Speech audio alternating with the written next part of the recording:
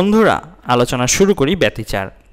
তো এখানে দেখতে পাচ্ছ একটা ঢেউ আসছে, আবার পাল্টা মাটির সাথে ধাক্কা খেয়ে আরেকটা ঢেউ ওই দিকে যাচ্ছে। সো দুইটা ঢেউ যখন একত্রে আসলো তখন ওই জায়গাটায় কি হয়েছে, একটা বিপুল পরিমাণের পানির আন্দোলন ঘটেছে, অর্থাৎ পানি সাম্যাবস্থান থেকে অনেক বিপুল পরিমাণে একটা হাইট উঠে গেছে। অর্থাৎ এই যে হাইট উঠে গেল, এখানে আসলে সে কী রূপে আচরণ করেছে, লব্ধি তরঙ্গ রূপে আচরণ করেছে।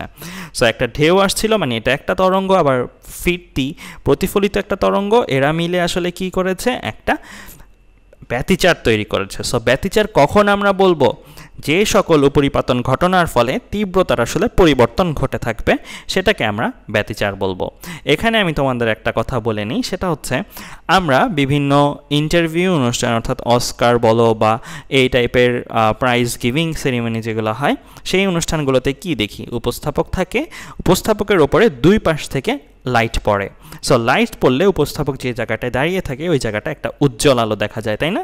এক পাশ থেকে একটা লাইট, আরেক পাশ থেকে আরেকটা লাইট পড়ে।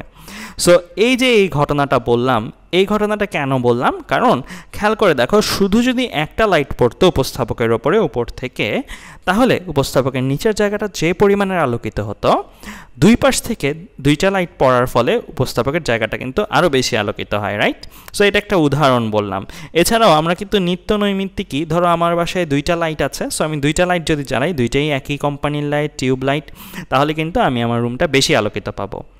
তাহলে এই যে ঘটনা ঘটলো, দুইটা আলোক উৎস একসাথে জ্বালানোর ফলে আমার রুমটা বেশি আলোকিত হচ্ছে, অর্থাৎ তীব্রতাটা বেশি পাচ্ছি, এটাই আসলে একটা ব্যতিচার। এখন এখানে আমি লিখিনি কিন্তু তীব্রতার বৃদ্ধি ঘটবে, তীব্রতার পরিবর্তন হবে বলেছি, অর্থাৎ বৃদ্ধিও করতে পারে, হ্রাসও করতে পারে। নট নেসেসারি যে দুইটা আলো একটা আলো আরেকটা আলোর উপরে পড়লে সবসময় তীব্রতার মান বাড়বে। কখনো কখনো এমন হতে পারে যে একটা আলো একা পড়লে যে পরিমাণের আলোকিত করবে জায়গাটাকে, দুইটা আলো একত্রে পড়ার ফলে ওই জায়গাটা তারা মিলিতভাবে পূর্বের চেয়েও একটা অন্ধকার জায়গা তৈরি করতে পারে, যেগুলো নিয়ে আমাদের ইন্টারেস্টিং আলোচনা থাকবে ভৌত আলোক বিজ্ঞান অধ্যায়টাতে। তো যাই হোক, এখানে আমি আরেকটা কথা একটু অ্যাড করব তোমাদের ব্যতিচারের সংজ্ঞার সাথে, সেটা হচ্ছে তুমি ধরো তোমার রুমের টিউব লাইটটা জ্বালালে, আর তুমি টিউব লাইটটা জ্বালানোর পরে একটা লেজার লাইট তুমি তোমার দেয়ালে ছুঁড়ে মারলে, অর্থাৎ লেজার লাইট তুমি মারলে। লেজার লাইট যদি নিক্ষেপ করো, সো এই লেজার লাইট আর তোমার যে টিউব লাইট থেকে আসা আলো, এই দুইটা আলোই দেয়ালের উপরে নিক্ষিপ্ত হচ্ছে। সো এই দুইটা আলো কি পরস্পরের সাথে মিশে যাচ্ছে, একজনকে আরেকজনকে আরও বেশি আলোকিত করছে না। তার মানে ব্যতিচার যে দুইটা আলো বা দুইটা তরঙ্গ একসাথে পড়লেই যে ব্যতিচার হবে এমন কিন্তু কোনো কথা নাই। অবশ্যই যে দুইটা আলো পড়বে তাদের মধ্যে কিছু শর্ত থাকতে হবে। প্রথম শর্ত হচ্ছে তরঙ্গের উৎসদয় সুসঙ্গত হতে হবে। মানে কি, যেই দুইটা তরঙ্গ পরস্পরের উপরে পড়ে ব্যতিচার ঘটনা ঘটাতে পারবে, অর্থাৎ তীব্রতার পরিবর্তন ঘটাতে পারবে, তাদের মধ্যে দশা পার্থক্য থাকলেও সেই দশা পার্থক্যটা সবসময় একই থাকতে হবে। অর্থাৎ যদি তাদের মধ্যে দশা পার্থক্য 30 ডিগ্রি থাকে শুরুতে, তাহলে পুরো সময় জুড়ে যতক্ষণ তারা একজন আরেকজনের উপরে আপতিত হবে, ততক্ষণই তাদের মধ্যে দশা পার্থক্য 30 ডিগ্রি করেই থাকতে হবে। এমন হওয়া যাবে না যে প্রথমে দশা পার্থক্য 30 ডিগ্রি, পরে দশা পার্থক্যটা একটা অন্য মান দেখাচ্ছে।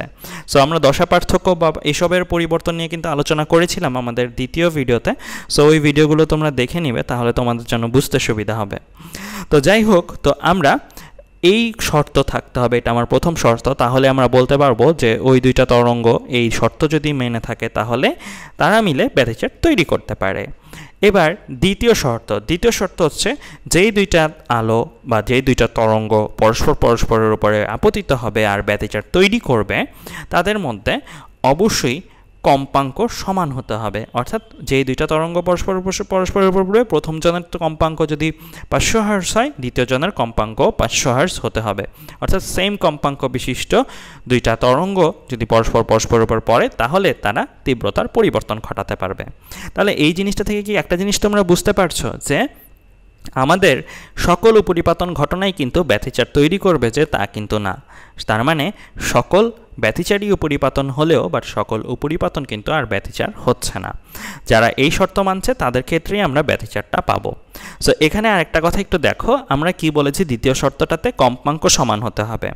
তো কম্পাঙ্ক সমান হলে আবার আমরা জানি যেহেতু একই মাধ্যমে দুইটা তরঙ্গ পরস্পরের উপর পড়বে, আবার একই মাধ্যমের জন্য ভি একই, যেটা আমরা ফার্স্ট ক্লাসে পড়ে এসেছি।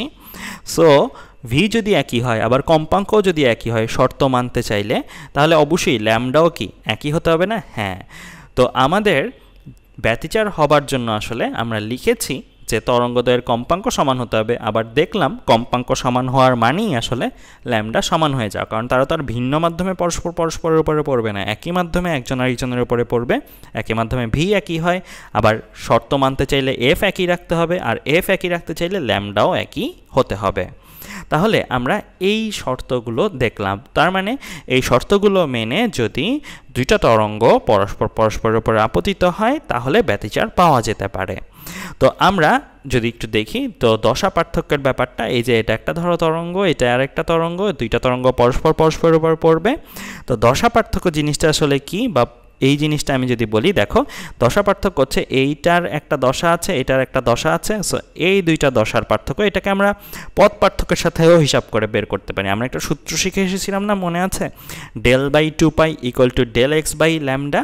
সো আমরা ওখানের সূত্র দিয়ে কিন্তু এই পথ পার্থক্যগুলো থেকে যে এই তরঙ্গ আর এই তরঙ্গ, একটা এই তরঙ্গের শীর্ষটা আর এই তরঙ্গের শীর্ষটা একটা নির্দিষ্ট দূরত্বে আছে, এটাকে আমরা বলবো পথ পার্থক্য।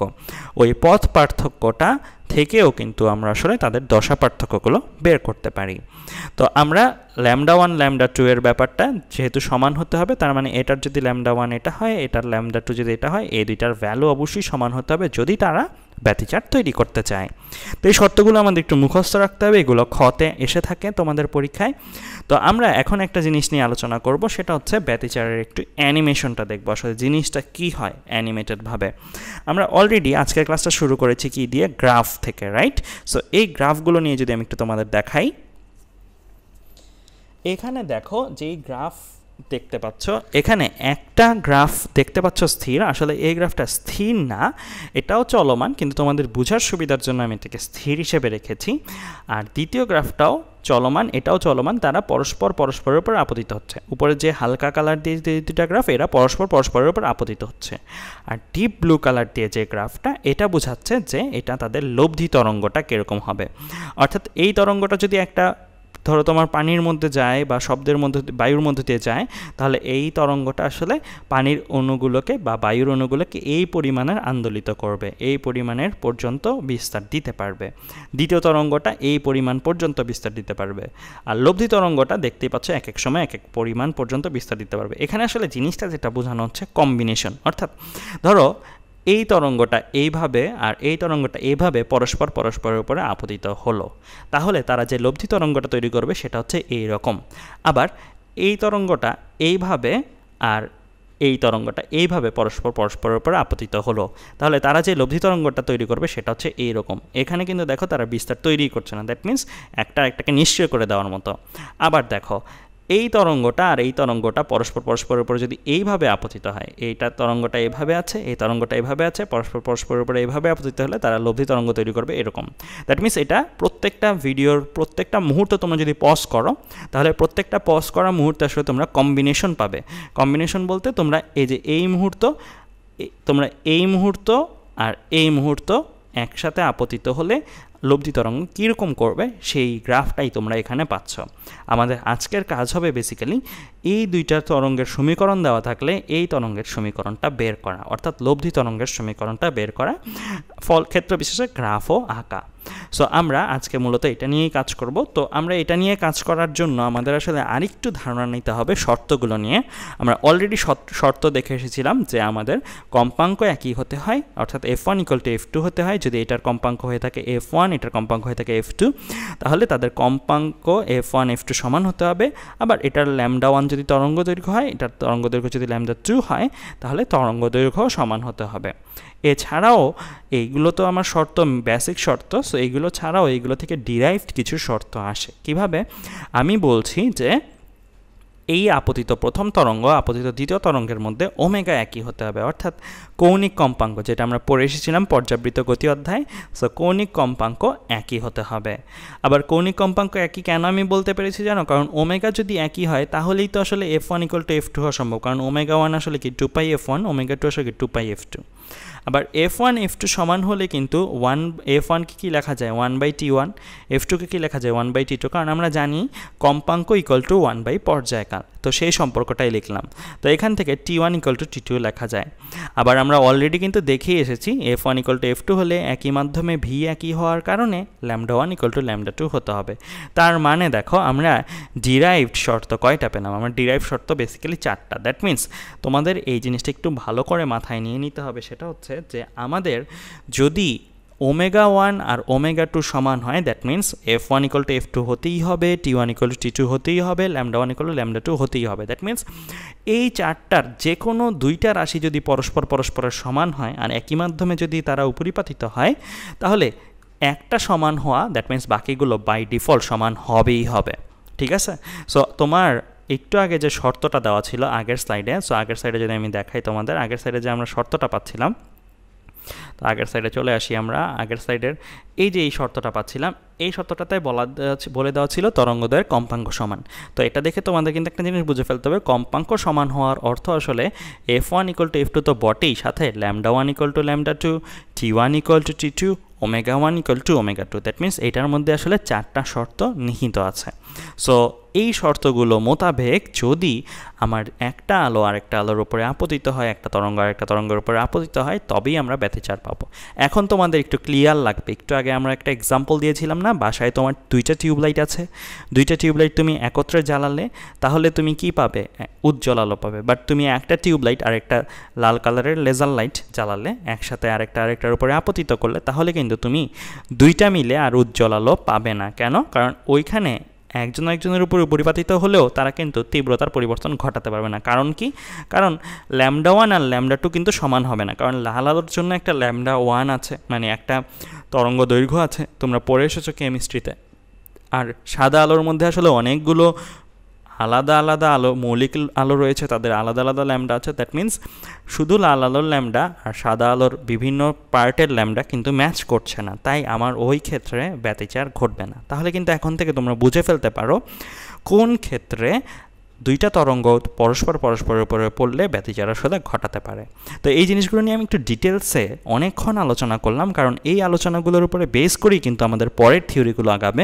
আর আমরা বলেছিলাম উপরিপাতনের আরও 2টা ফলাফল আছে, স্থির তরঙ্গ আর বিট। তো সেগুলো সম্বন্ধেও কনসেপ্ট কতটুকু ক্লিয়ার আমরা করতে পারবো সেটাও কিন্তু ব্যতিচারের কনসেপ্টের উপরে ডিপেন্ড করে। তো যাই হোক, আমরা আমাদের আলোচনা শুরু করি।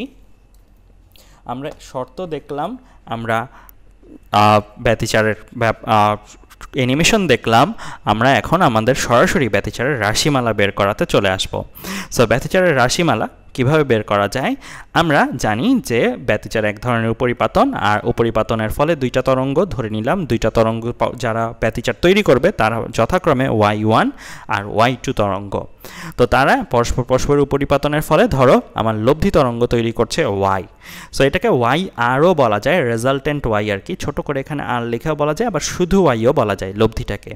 আর আপতিতগুলোকে 1, 2 এভাবে আমরা নাম্বারিং করি। তো এবার আমরা যদি দেখতে চাই উপরিপাতনের শর্ত মোতাবেক আমার লব্ধি তরঙ্গের সমীকরণ কার সমান হয়?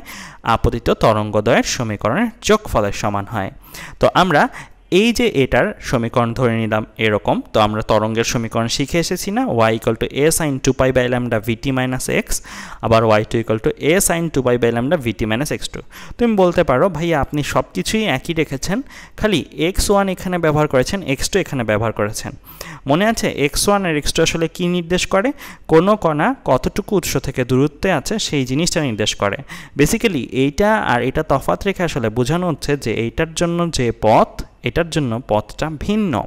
সো আমরা যে কণাটার কথা যদি বলি, সাপোজ ধরো আমি একটু এঁকে দেখাই তাহলে তোমাদের বুঝতে সুবিধা হবে। ধরো এখানে একটা তরঙ্গ এসে এই জায়গায় আসবে, আবার এখান থেকে ধরো ভিন্ন কালার দিয়ে দেখাই, এখান থেকে একটা তরঙ্গ একটু বেশি পথ অতিক্রম করে এখানে আসলো।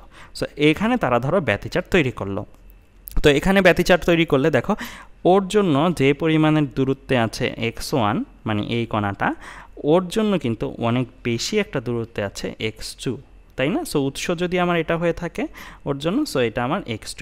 সো আমাদের তার মানে কি দেখা গেল, ও যতটুকু পথ পাড়ি দিয়েছে ও কি আরও বেশি পথ পাড়ি দিয়েছে না? সো আমাদের পথের একটা পার্থক্য আছে। ইনফ্যাক্ট এই পথের পার্থক্য যদি আমি x2কে বড় ধরি তাহলে এভাবে লিখতে পারি x2 - x1, আর x1কে বড় ধরলে x1 - x2 এভাবে লিখতে পারি। That means x1 R x2 এর তফাৎ, এটা হচ্ছে আমার পথ পার্থক্য। সো এটাকে আসলে আমার কি ডেল এক্স, সেটাকে আমরা পথ পার্থক্য হিসেবে শিখে এসেছি। তো যাই হোক, তো এই পথের পার্থক্য থাকতে পারে, কারণ কি আমাদের শর্তটার মধ্যে প্রথম শর্তটা কি ছিল, দশা পার্থক্য থাকবে না যে তা না, থাকতে পারে দশা পার্থক্য, আর দশা পার্থক্য যা থাকে তা যেন সবসময় একই রকম থাকে, এমন না যে সময় সময় চেঞ্জ হয়। তো ডেল এক্স থাকলেই তো আসলে আমরা ডেল পাবো, অর্থাৎ দশা পার্থক্য পাবো, কারণ আমরা একটা ফর্মুলা পড়েছিলাম del by 2 pi equal to কি পড়েছিলাম, ইকুয়াল টু পড়েছিলাম del x by lambda. So আমাদের এই জিনিসটা থাকলেই আমরা এই জিনিসটা পাবো, তাই আমরা ধরে নিয়েছি আমাদের দশা পার্থক্য আছে। আবার আমাদের শর্ত মোতাবেক ল্যামডা 1 ল্যামডা 2 সেম থাকতে হবে। সো দেখো আমি ল্যামডাই রেখেছি, সো বাকি সব কিছু সেম রেখেছি, ভিও সেম রেখেছি, কারণ একই মাধ্যমে পরস্পর উপর আপতিত হচ্ছে। খালি এই জিনিসটাকে আলাদা ধরেছি কারণ আমার সুযোগ আছে দশা পার্থক্য থাকার, পথ পার্থক্য থাকার। সো আমরা পথ পার্থক্যটাকে ধরে নিয়েছি আছে। তো যাই হোক, আমরা এই দুইটা তরঙ্গ ধরে নিচ্ছি পরস্পর আপতিত হচ্ছে, তাদের শর্ত মোতাবেকই কিন্তু তাদের নির্বাচন করা হয়েছে, ইচ্ছা মতো নির্বাচন করা হয়নি। সো শর্ত মানলেই ব্যতিচার হয় যেহেতু, তো শর্ত মোতাবেকই সমীকরণগুলো নেওয়া হয়েছে। তো আমরা এই দুইটা সমীকরণ যোগ করে আমরা আসলে লব্ধি তরঙ্গের সমীকরণটা চাই। সো যোগ করা যায় কিভাবে, এখানে এ যদি কমন নিয়ে ফেলো, দুই পাশেই এ আছে, কমন নিয়ে ফেললে এই অংশটাকে সি ধরলে, এই যে এই পুরো অংশটা 2 পাই ল্যামডা ভিটি মাইনাস x1 এটাকে সি ধরলে, 2 পাই ল্যামডা ভিটি মাইনাস x2 এটাকে ডি ধরলে, তাহলে একটা সূত্র ফেলা যায় না, sine C plus sine D. তোমরা ত্রিকোণমিতি করে এসেছো, তো যারা ত্রিকোণমিতি করে এসেছো তারা জানো sine C plus sine D সূত্রটা কেমন। তো আমি এখানে sine C plus sine D সূত্রটাই ফেললাম। তো sine C plus sine D সূত্রটা ফেলার পরে আমার এরকম কিছু একটা আসে। তো বলে রাখি, এখানে সি কোনটাকে ধরা হয়েছে, ডি কোনটাকে ধরা হয়েছে। সি হচ্ছে এটাকে ধরা হয়েছে সি, আর এটাকে ধরা হয়েছে ডি। সো তোমরা অবশ্যই এই হিসাবটা কিন্তু করবে। সো আমি হিসাবটা ভাঙিয়ে বলছি না। সো আমরা জানি sine C plus D by 2 cos C minus D by 2, তো এরকম কিছু আসে। সো আমরা এই জিনিসটাই করেছি। সো এই জিনিসটা করে আমাদের এরকম একটা রাশিমালা আসে 2 sine C plus D by 2 cos c minus d by 2। তাহলে আমরা a যেহেতু কমন নেওয়া ছিল 2 সামনে আসার কারণে 2a লিখছি। এখানে আমি একটা অংশকে নীল কালার দিয়ে লিখেছি, কারণ কি, কারণ এই অংশটাকে পরবর্তীতে আমরা একটা টার্ম হিসেবে ধরি, সেটাকে ধরি ar। এটাকে আমরা বলছি লব্ধি তরঙ্গের বিস্তার, অর্থাৎ যে লব্ধি তরঙ্গটা হবে, লব্ধি তরঙ্গের ফলে কি ওই শুধু y1 কণাটা একটা পানির কণার উপরে এসে পড়লে এক রকমের আন্দোলন দিবে, y2 কণাটা পানির কণাটার উপরে এসে পড়লে আরেক রকমের আন্দোলন দিবে, বাট তারা মিলিতভাবে পড়লে কোন আন্দোলনটা দিবে সেটা হচ্ছে ar পরিমাণ, অর্থাৎ ar পরিমাণ বিস্তার সে দিবে। তো এই ar এটাকে বলার কারণ কি, কারণ হচ্ছে আমরা জানি সমীকরণ অনুসারে আমাদের আদর্শ তরঙ্গের সমীকরণে সাইন টার্মটা থাকতে হয় 2 pi by lambda VT minus something থাকতে হয়। সো আমরা এটাকে যদি আদর্শ সমীকরণের সাথে তুলনা করতে চাই এই সমীকরণটাকে, তাহলে এই অংশটাকে এই অংশটার মতো রেখে বাকি যা আছে সেটা সাইনের সহগ, আর সাইনের সহগটাকে আমরা কি বলি, বিস্তার বলি না। সো এর জন্যই দেখো সাইনের সহগ হিসেবে এটা আর এটা কিন্তু ছিল, রাইট। আর এটা তো থাকবেই, একটা আদর্শ অগ্রগামী তরঙ্গের সমীকরণে sine 2 pi by lambda VT minus x এই পার্টটা থাকতে হয়, এই পার্টটার সহগ হিসেবে যেটা থাকে সেটাকেই বিস্তার বলা হয়। সো সেজন্যই আমরা এ আর কে বিস্তার বলছি। সো আমাদের বিস্তারের রাশিমালাটা কিন্তু একটু মনে রাখতে হবে, এটা বিস্তারের রাশিমালা, বাট এটা কখন বিস্তারের রাশিমালা, যখন আমার দুইটা তরঙ্গ পরস্পরের উপর আপতিত হবে ব্যতিচারের শর্তানুসারে, আর দুইটা তরঙ্গের বিস্তারের মান একই থাকবে। দেখো এখানে যেই দুইটা তরঙ্গ পরস্পরের উপর আপতিত হয়েছে তাদের বিস্তার কি একই না। সো এই তরঙ্গের বিস্তার যে কথা লিখেছি, এই তরঙ্গের বিস্তার একই লিখেছি। তোমরা বলতে পারো ভাইয়া বিস্তার তো ভিন্নও হতে পারতো, সেই ক্ষেত্রে কি হতো, বেসিক্যালি আমাদের পরের ভিডিওটা পুরাটাই যাবে হচ্ছে বিস্তার যদি ভিন্ন হয় আর ব্যতিচার ঘটায় সেই ক্ষেত্রে রাশিমালাগুলো কীরকম হবে। সো আজকের ক্লাসে আমরা বেসিক্যালি পড়ছি ব্যতিচারের রাশিমালা, বাট বিস্তার যদি সমান হয়, অর্থাৎ আপতিত তরঙ্গদ্বয়ের বিস্তার একই হয় যদি, তাহলে রাশিমালাটা কি। সো তাহলে রাশিমালাটা হচ্ছে এইটা, এটা হচ্ছে আমার লব্ধি তরঙ্গের সমীকরণটা, যদি বিস্তার একই বিশিষ্ট দুইটা তরঙ্গ পরস্পর আপতিত হয়। আর এটা হচ্ছে আমাদের লব্ধি তরঙ্গের বিস্তারের রাশিমালা, যেটা কখন, যখন আমাদের আপতিত তরঙ্গদ্বয়ের বিস্তার একই হবে। সো খেয়াল রাখতে হবে কখন সূত্রগুলো প্রযোজ্য। সো এটা প্রযোজ্য তখনই যখন ব্যতিচার ঘটবে, আর কাদের ফলে ব্যতিচার ঘটবে, যাদের বিস্তার একই। তো এখানে এ এর পরিচয় কি, এ এর পরিচয় কিন্তু আমার আপতিত তরঙ্গের বিস্তার, শুধু এটা দিয়ে বোঝানো হচ্ছে আপতিত তরঙ্গের বিস্তার, আর এ আর দিয়ে কি বোঝানো হচ্ছে, লব্ধি তরঙ্গের বিস্তার। আর 2π/λ, ল্যামডা তো আমার কি, ল্যামডা আমার প্রকাশ করছে যে আপতিত তরঙ্গের, যেহেতু দুইটা তরঙ্গ দৈর্ঘ্যই একই, তো যে কোনো একটা তরঙ্গ দৈর্ঘ্য। আর x2 - x1 দিয়ে কি বোঝানো হচ্ছে, পথ পার্থক্য, যেটা আমরা একটু আগেই একে দেখিয়েছিলাম, তাই না? সো আমরা আসলে লব্ধি তরঙ্গের বিস্তার জানতে চাইলে আমরা কি দরকার, আপতিত তরঙ্গদ্বয়ের বিস্তার দরকার, যদি সমান হয়ে থাকে তাহলে সেই সমান বিস্তারটা দরকার, আপতিত তরঙ্গদ্বয়ের প্রতিটির তরঙ্গ দৈর্ঘ্য দরকার, আর আপতিত তরঙ্গদ্বয়ের মধ্যে পথ পার্থক্য দরকার। তাহলেই কিন্তু আমি জেনে যেতে পারবো আমাদের লব্ধি তরঙ্গের বিস্তারটা কত। তো আমরা কিন্তু এই জায়গাটা থেকে তোমাদের একটু রাফলি একটা জিনিস একটু দেখাই, তাহলে তোমাদের বুঝতে সুবিধা হবে আসলে এই জিনিসগুলো বের করে কী লাভ। ধরো এখানে পানি আছে, সো এই পানির মধ্যে ধরো আমাদের একটা তরঙ্গ আসলো এই পাশ থেকে, সো এই তরঙ্গটা এইখানে সৃষ্টি হয়েছে, এই তরঙ্গটা ধরো একটা ঢিলের ফলে সৃষ্টি হয়েছে এখানে, সো এই তরঙ্গটা যে এই পানির কণাটাতে মিলিত হলো।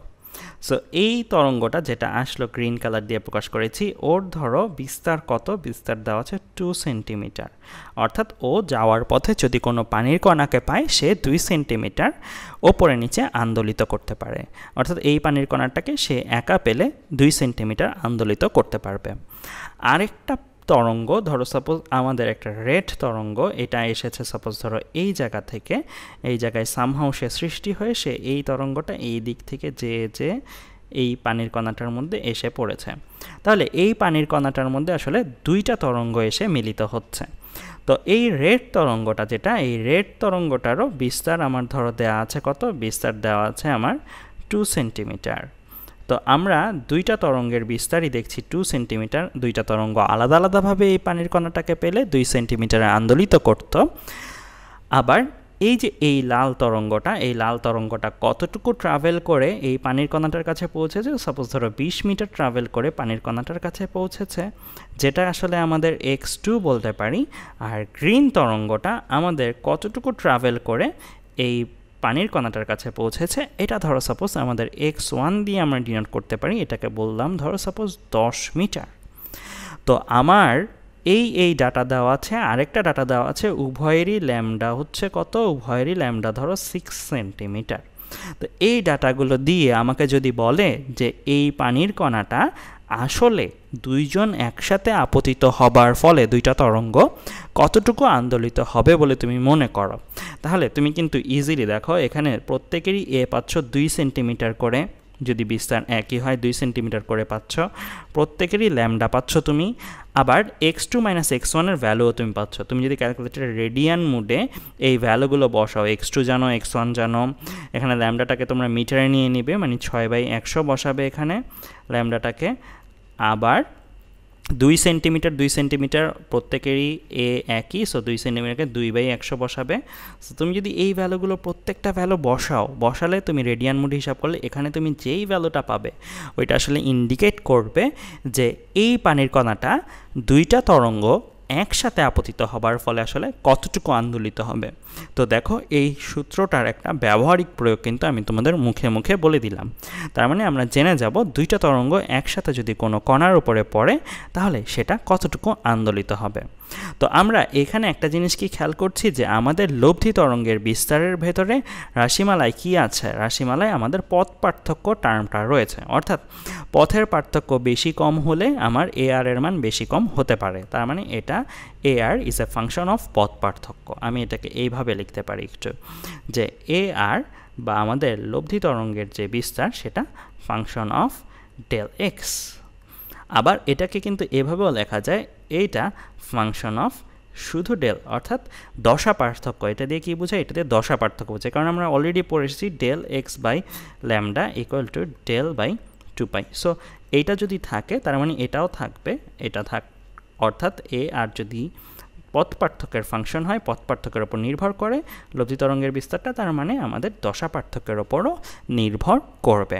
তো আমরা দেখতে যেহেতু পাচ্ছি এক এক দশা পার্থক্যের জন্য এক এক রকমের AR বা লব্ধি তরঙ্গের বিস্তার সম্ভব, তো আমরা সর্বোচ্চ AR পাবো কখন, অর্থাৎ AR এর ভ্যালু সর্বোচ্চ আসবে কখন আর AR এর ভ্যালু সর্বনিম্ন আসবে কখন, সেগুলো নিয়ে আমরা একটু আলাদাভাবে আলোচনা করব। তো পথ পার্থক্য বা দশা পার্থক্যের এক একটা মানের জন্য AR এর মান সর্বোচ্চ বা সর্বনিম্ন হয়, যেটা এখানে দেখানো হচ্ছে। দেখো এই ঘটনাগুলো নিয়ে আমরা ডিটেলসে আলোচনা করব আমাদের সামনের স্লাইডগুলোতে। এখানে জাস্ট আমরা একটু ওভারভিউ দেখে যাচ্ছি কি আসলে আলোচনাটা করব। তো এখানে দেখো গ্রিন কালারের একটা ওয়েভ আছে, ব্লু কালারের একটা ওয়েভ আছে, ব্ল্যাক কালারের একটা ওয়েভ আছে। গ্রিন কালারের ওয়েভ আর ব্ল্যাক কালারের ওয়েভ হচ্ছে আমাদের আপতিত তরঙ্গগুলা, অর্থাৎ এই তরঙ্গ দুইটা পরস্পরের উপরে আপতিত হবে, আপতিত হয়ে তারা ব্ল্যাক কালারের ওয়েভ অর্থাৎ এটা আমার লব্ধি তরঙ্গটা তৈরি করবে। তো তারা এক একভাবে আপতিত হওয়ার ফলে এক একটা ব্ল্যাক কালারের তরঙ্গ তৈরি করছে। অর্থাৎ এইখানেও যদি আমরা কম্বিনেশনের মতো দেখতে চাই, ধরো এই যে এই রাশিমালাটার মধ্যে আমরা ব্ল্যাক কালারের তরঙ্গ আর গ্রিন কালারের তরঙ্গ মানে আপতিত তরঙ্গ দুইটা যদি পরস্পরের উপরে একদম একইভাবে আপতিত হয়, দেখো এখানে কিন্তু তোমরা গ্রিন কালারের ওয়েভটা আর দেখতে পাচ্ছ না, কারণ গ্রিন কালারের ওয়েভটা কোথায় আছে? ব্লু কালারের ওয়েভের নিচে আছে। সো তারা যদি পরস্পর এভাবে আপতিত হয় তাহলে তারা মিলে এই ব্ল্যাক কালারের ওয়েভটার মতো লব্ধি তরঙ্গ তৈরি করবে। এই ঘটনাটাকে আমরা বলি কনস্ট্রাকটিভ ইন্টারফারেন্স বা বাংলায় বললে গঠনমূলক ব্যতিচার। তাহলে দেখো তো গঠনমূলক ব্যতিচারে কি হচ্ছে? গঠনমূলক ব্যতিচারে আমরা লব্ধি তরঙ্গের বিস্তার সবচেয়ে বেশি পাচ্ছি। অন্য কোনো সময় কি এর চেয়ে বেশি পাওয়া সম্ভব না? দেখো অন্য যে কোনো মুহূর্তে, ধরো এই মুহূর্তটার কথা বলি, এই মুহূর্তটায় ব্ল্যাক কালার ওয়েভের বিস্তারটা কি কমে গিয়েছে না? আবার দেখো এই মুহূর্তটার কথা যদি বলি, এই মুহূর্ততে ব্ল্যাক কালার ওয়েভের বিস্তারটা আরও কমে গিয়েছে না? সো গ্রিন কালারের তুলনায়, ব্লু কালারের তুলনায়। তো আমরা সবচেয়ে বেশি বিস্তার যখন লব্ধি তরঙ্গের পাবো সেই অবস্থাটাকে আমরা বলি আসলে গঠনমূলক ব্যতিচার পাওয়া। তো আমরা এটা গেল extremely high value of amplitude for resultant wave, অর্থাৎ আমার লব্ধি তরঙ্গের সর্বোচ্চ বিস্তার পাওয়ার শর্ত আমরা দেখব। এখন আমরা যদি আসি সর্বনিম্নটা কখন একটু দেখো। তো এই ঘটনাটা দেখো, এই ঘটনাটার মধ্যে কি হচ্ছে? এটা আমার গ্রিন কালারের ওয়েভটা, এটা আমার ব্লু কালারের ওয়েভটা। সো গ্রিন কালারের ওয়েভ আর ব্লু কালারের ওয়েভ পরস্পরের সাথে বিপরীতভাবে আপতিত হয়েছে, আর এর ফলে কি হয়েছে? ব্ল্যাক কালারের ওয়েভটা প্রায় একটা লাইন হয়ে গিয়েছে। লাইন হয়ে যাওয়ার অর্থ কি? তার কোনো বিস্তার আছে না, বিস্তারের মান 0। তার মানে এই তরঙ্গ আর এই তরঙ্গের কিন্তু এইভাবে আপতনের ফলে আমাদের লব্ধি তরঙ্গের বিস্তারের মানটা কি হয়ে গেল? 0 হয়ে গেল। সো লব্ধি তরঙ্গের বিস্তার 0 পাওয়া, এটাকে আমরা বলবো ডিস্ট্রাকটিভ ইন্টারফারেন্স বা বাংলায় বললে ধ্বংসাত্মক ব্যতিচার।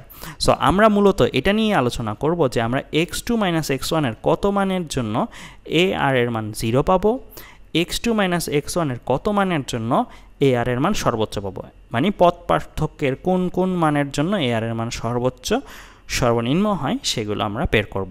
একইভাবে বের করব পথ পার্থক্য ছাড়াও দশা পার্থক্যের কোন কোন মানের জন্য AR এর মান সর্বোচ্চ আর সর্বনিম্ন হয়।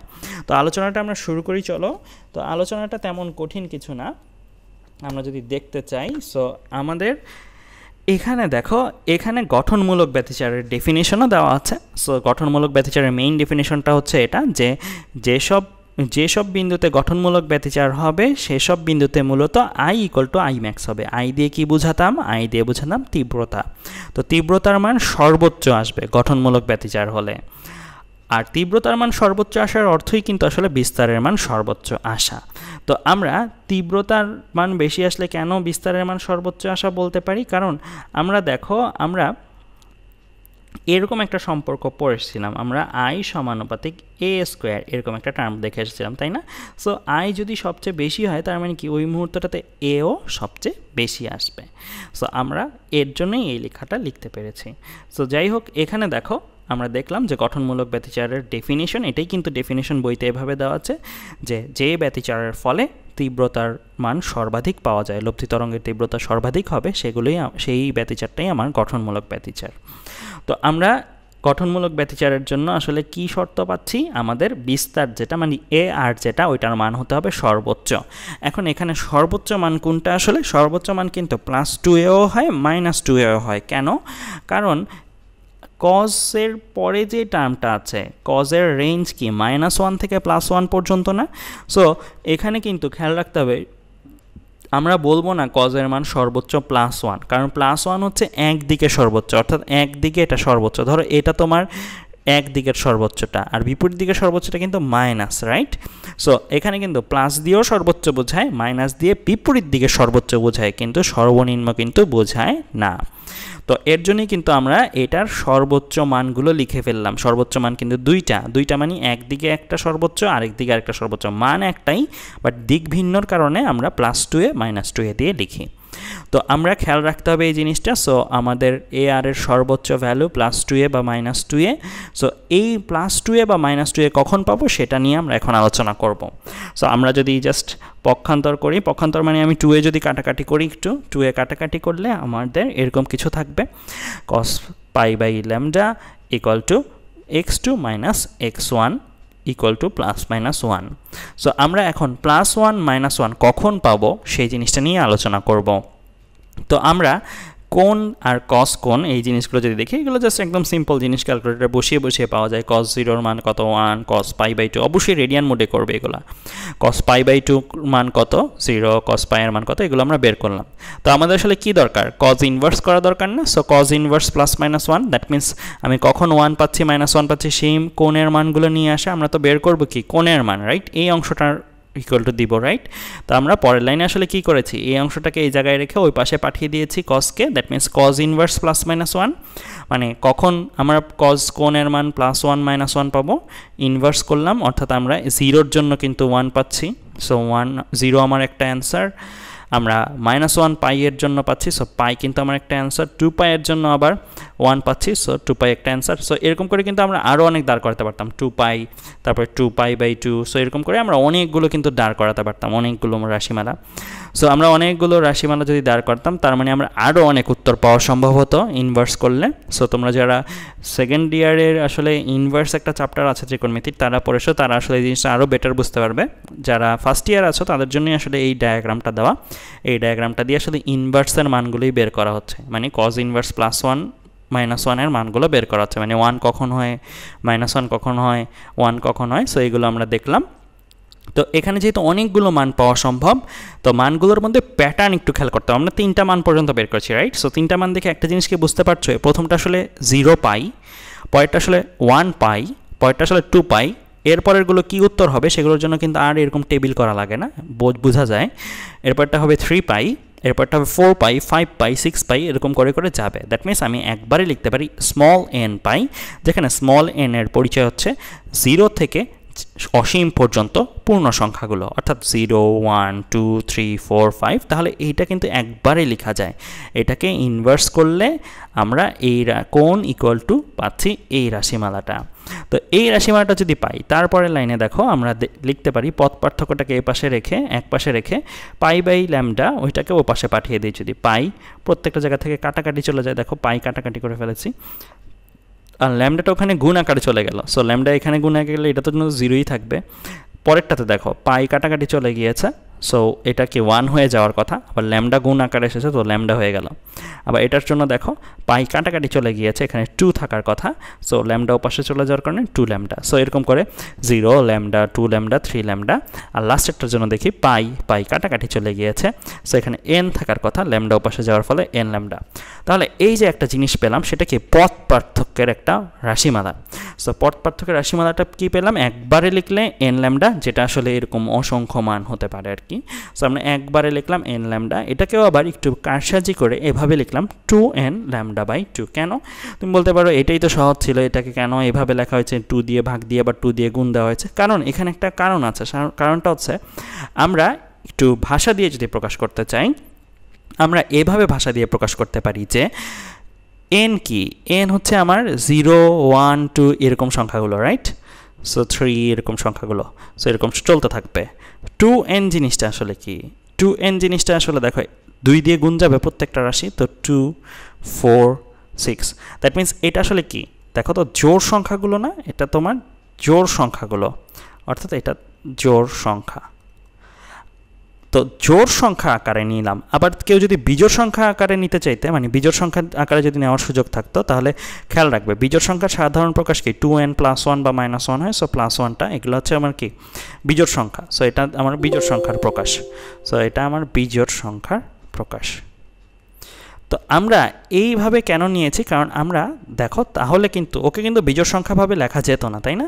কিন্তু ওকে জোড় সংখ্যাভাবে লেখা যায়। সো আমরা কিন্তু এখন একটা কথা বলতে পারি, সেটা হচ্ছে কি পথ পার্থক্যের মান যখন λ/2 এর জোড় গুণিতক, এটা কি গুণিতক না? λ/2 এর সাথে কি গুণ আকারে আছে জিনিসটা। সো আমি একটু মুছে দেখাই আবার। সো এটা কি λ/2, λ/2 এর গুণিতক কি 2n, 2n কি জোড় সংখ্যা।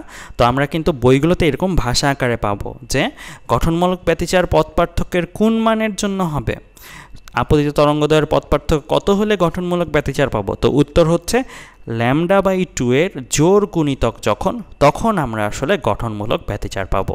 সো λ/2 এর জোড় গুণিতক এভাবে বোঝানো হয়েছে। এটা কিন্তু ওভাবে বলার মতো কোনো ভাষা ছিল না, তাই না? এখানে কিন্তু তুমি বলতে পারতে না ল্যামডার জোড় গুণিতক বিজোড় গুণিতক বলতে পারতে না। সো এর জন্যই এটাকে এইভাবে নিয়ে আসা হয়েছে। সো এখন আমরা বলতে পারি λ/2 এর জোড় গুণিতকের মান এইরকম যদি পথ পার্থক্য হয়ে থাকে আপতিত তরঙ্গগুলার, তাহলে আমরা গঠনমূলক ব্যতিচার পাব। তো এটা গেল আমার পথ পার্থক্যের শর্ত, অর্থাৎ কোন পথ পার্থক্যের মানগুলোর জন্য আমরা আসলে গঠনমূলক ব্যতিচার পাবো। এখানে মান কিন্তু একটা না, মান অসংখ্য হতে পারে। তো মান তুমি 0 বসালেও এটা একটা মান আসবে, 0 বসালে কত আসবে? এটা পুরোটাই 0 হয়ে যাবে। 1 বসালে কি আসবে? শুধু ল্যামডা আসবে। 2 বসালে কি আসবে? 2 ল্যামডা আসবে। সো এরকম করে আমরা হিসাব করতে পারবো আসলে অনেকগুলো মান সম্ভব। সো অনেকগুলো পথ পার্থক্যের কম্বিনেশনের জন্যই কিন্তু আমার আসলে গঠনমূলক ব্যতিচার পাওয়া যাবে। নট অনলি একটা পথ পার্থক্যের মানের জন্যই গঠনমূলক ব্যতিচার পাওয়া যাবে। সো একইভাবে চলো আমরা দশা পার্থক্যের কন্ডিশনটা বের করে ফেলি। দশা পার্থক্যের মানে আপতিত তরঙ্গ দুইটার দশা পার্থক্য কত হলে আমরা লব্ধি তরঙ্গে গঠনমূলক ব্যতিচার পাবো।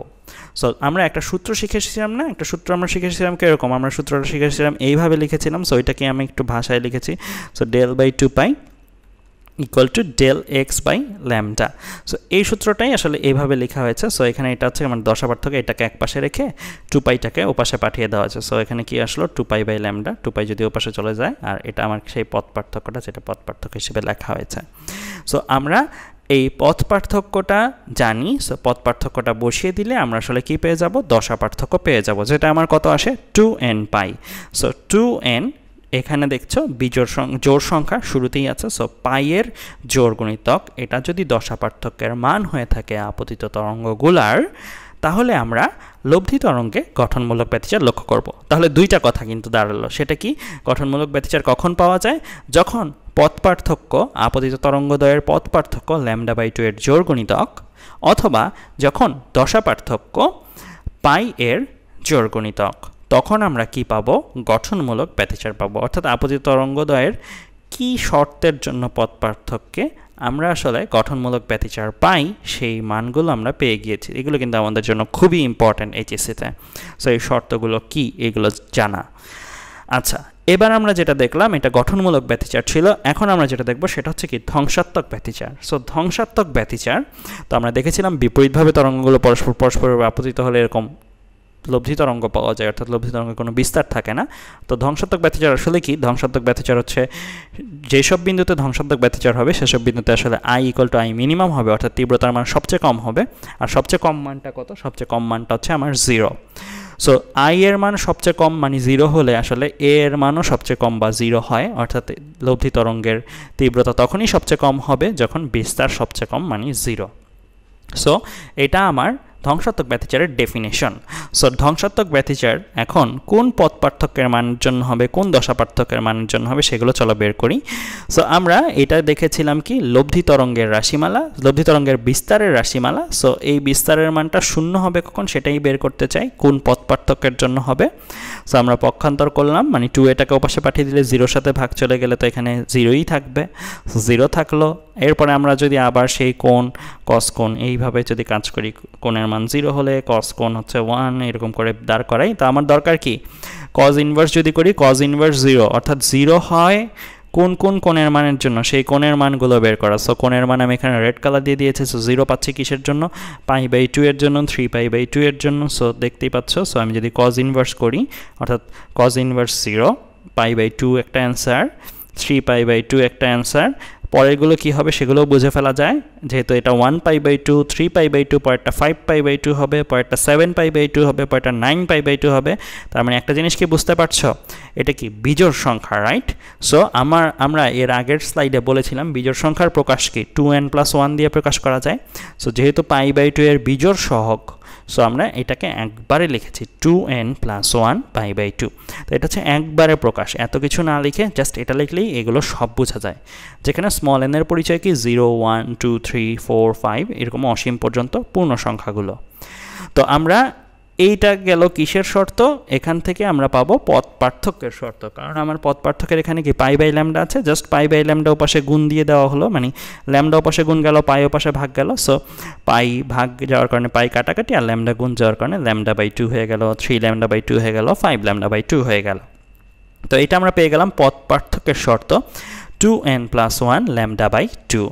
সো এই শর্তে যদি আপতিত তরঙ্গদ্বয় পরস্পরের উপরে আপতিত হয় তাহলে আমরা লব্ধি তরঙ্গে ধ্বংসাত্মক ব্যতিচার লক্ষ্য করতে পারবো। তো আমরা এইটা গেল পথ পার্থক্যের শর্ত ধ্বংসাত্মক ব্যতিচারের বেলায়। এবার আসি দশা পার্থক্যের শর্ত। সো দশা পার্থক্যের শর্তের জন্য এই সূত্রটা ব্যবহার করছি পথ পার্থক্যের শর্ত থেকে দশা পার্থক্যের শর্ত দাঁড় করাতে।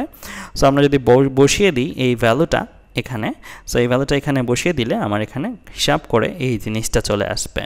সো এই জিনিসটা আসলে কি ইন্ডিকেট করছে, দশা পার্থক্যের শর্ত অর্থাৎ আপতিত তরঙ্গ দুইটার মধ্যে দশা পার্থক্য কত থাকলে আমরা লব্ধি তরঙ্গে ধ্বংসাত্মক ব্যতিচার পাবো।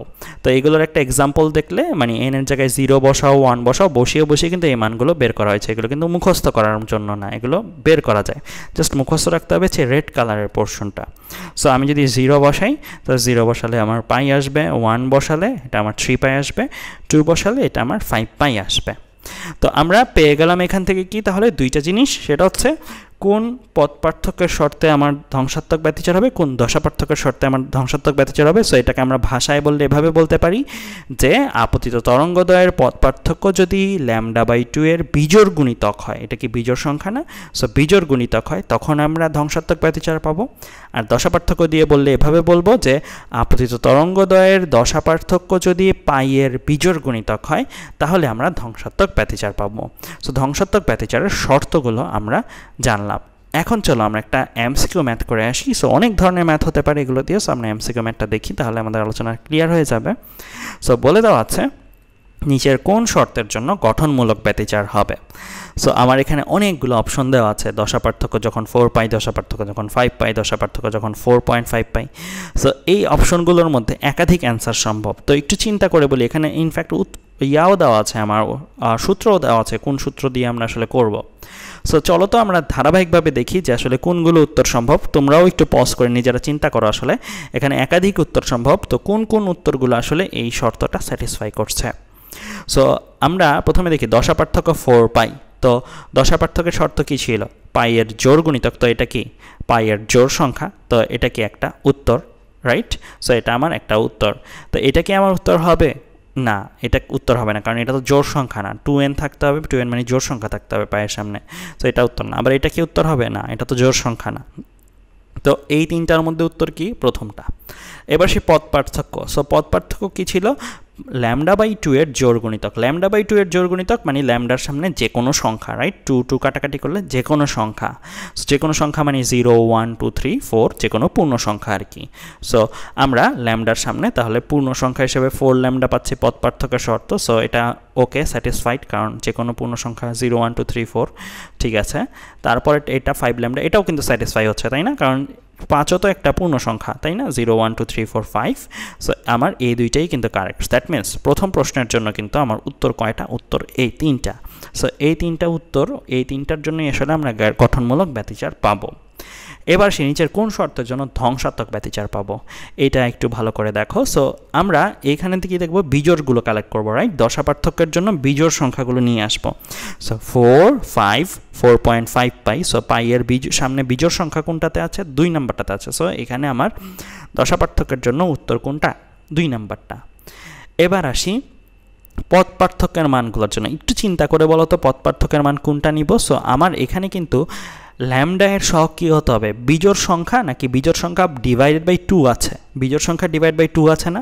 সো একটু চিন্তা করে দেখো, আমি কিন্তু 4 নিলে হচ্ছে না, 5 নিলে হচ্ছে না, কারণ তুমি যে কোনো একটা বিজোড় সংখ্যা মনে মনে চিন্তা করো। সাপোজ ধরো তুমি বিজোড় সংখ্যা চিন্তা করলে 7, সো 7কে তুমি যদি 2 দিয়ে ভাগ দাও তাহলে কত আসে, 3.5 না। সো যে কোনো বিজোড় সংখ্যা তুমি যদি 9 নাও, 2 দিয়ে ভাগ দাও তাহলে কি আসে, 4.5 না। তার মানে তোমার খেয়াল করে দেখো, বিজোড় সংখ্যাকে 2 দিয়ে ভাগ দিলে কিন্তু তোমার অবশ্যই শেষে 0.5 জাতীয় কিছু আসবে, রাইট।